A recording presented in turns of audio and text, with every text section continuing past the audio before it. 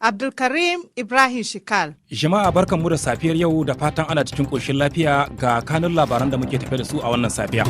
Radio na RFI duniya ta Nura Ado Suleiman.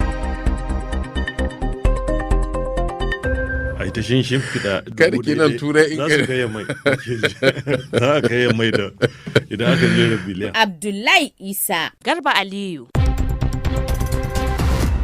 Masu sauraron sashen Hausa Radio France International Assalamu alaikum. Barkamu da wannan lokaci a cikin sabon shirin lafiya jari ce tare da ni Umaima Sani Abdulmomen.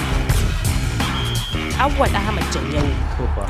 Wato Baba Ture wa baka. Yau Baba Ture wa baka ce. Abdurrahman Gambo Ahmad. Bashir Ibrahim Idris. Kware kuwa. Kuma tana nema ta hauro sama ba? Ta hauro sama ba. Na yanzu tana matsayi na 5 ne. Tana matsayi na 5 kwarai da gaske.